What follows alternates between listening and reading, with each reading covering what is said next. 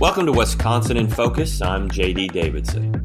Large wind and solar projects are popping up and gaining momentum throughout the country, and Wisconsin is not an exception.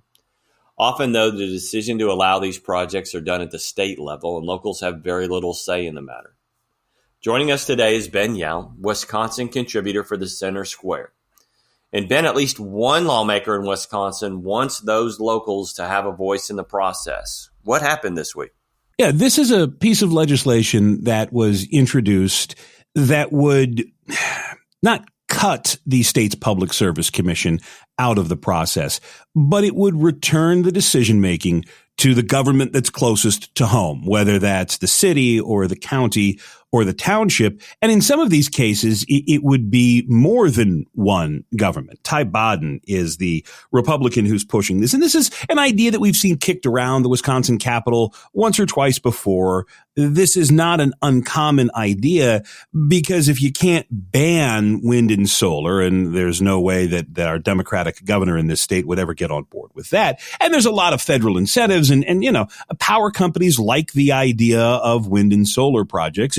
It gives them the appearance of going green. There's an awful lot of money in it. Unions and construction companies like it too. There's an awful lot of work in putting up wind turbines and solar panels. And so you're not going to get rid of wind and solar as an alternative. But what this legislation would do is it would allow certain communities to say, no, we don't want this. And specifically, it would require a local sign-off before the regulators with the Public Service Commission could issue the go-ahead for construction or issue the go-ahead for the plans to then take the next step towards construction.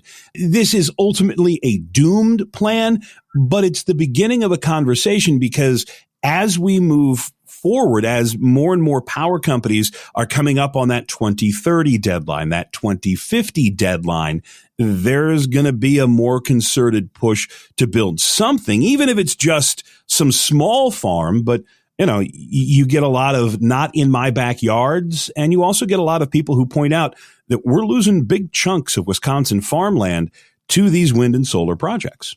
What's interesting about this whole there's two things I find interesting about this. One, local communities can have zoning regulations. So it seems strange that they don't or can't have a voice in something like this. Think of it as if the county wants it, the county's going to get it. And if the folks in this township or that unincorporated town, if they don't like it, well, guess what? The county has already signed off, or the Public Service Commission has already said go ahead, and no one at the county is going to raise a zoning red flag. This really is a delay tactic. This really does let the squeakiest of squeaky wheels get all the attention because now utilities or construction companies or developers or whoever would have to go through every single layer of government to make sure that everybody is okay with this. And I'm sure, like most reporters, we all started covering local government, and you get one or two local aldermen, one or two county commissioners, one or two local leaders, and that could mess up the entire thing. So no, you're right. There is already a lot of local control in this, but there is also the opportunity, as we see in some counties, where the county board is made up differently than the smaller communities. Think of a county like Dane County or Eau Claire County, where in the city of Madison or the city of Eau Claire, you have an awful lot of liberal university types. Well, you get 10 minutes outside of town, and the makeup of the smaller communities starts to change. And so the county may be okay, Dane County may be okay with this or that or a third, but the folks who live in this community or that community, they may not be on board. And so Bodden's plan would give those smaller local governments, which may be outvoted by other larger local governments, more of a voice. This isn't going to happen, so I don't think we have to worry about having to go down and make sure that every hand is shook, every shoulder has been patted, and that every concern has been allayed. But that's the idea, that yes, there is some local control, but local control can still roll over some locals. Sure, and like you said before, There's a lot of money involved when we're talking about wind and solar projects, especially, I like to say, free money from the federal government. John Stossel just did a video for Reason TV, but he explains that an awful lot of the drive for wind and solar is based on pie-in-the-sky hopes and massive federal subsidies. That you're exactly right. The growth here, the profit here, the reason that companies and utilities are willing to jump in is because the federal government's paying for a good chunk of this. We wrote about this in Illinois years ago. The most cost-effective way to put an electron of power on the grid is nuclear power. But because of the political pressure, the environmental pressure, the fact that it's not considered renewable like wind and solar, it doesn't get the attention. You know, wind power, solar power works when the wind is blowing and the sun is shining. And you know, in Wisconsin, where outside of this winter, we generally spend months with snow covering things, it's not necessarily the most efficient, but there's an awful lot of money. And there are an awful lot of Wisconsin's big power companies have all signed on to reduce their carbon footprint by the end of this decade, which is 6 years away, either eliminate them altogether or substantially reduce them by 2050.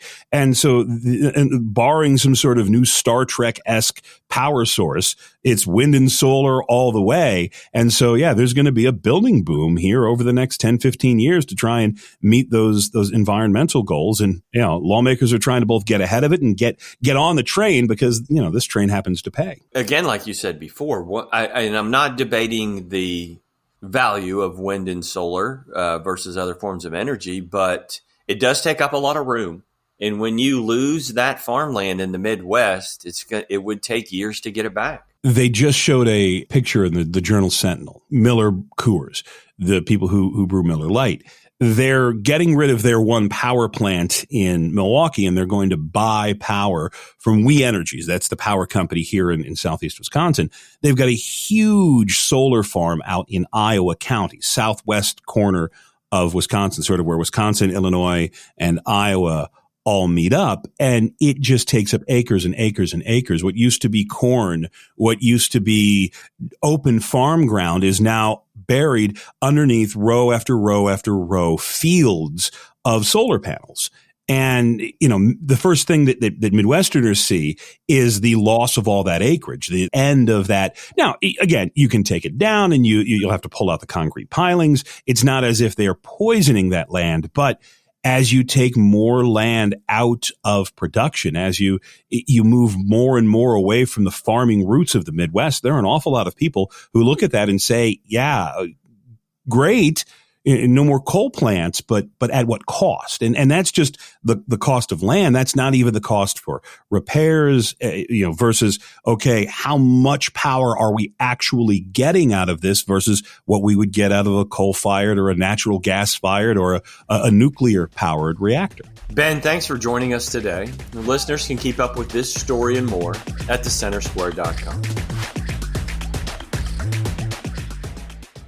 Learn from creative experts. At Skillshare, classes are taught by industry leaders excited to share their tools, techniques, and professional journeys with you. Follow the link in our show description to join Skillshare today and get 1 month free.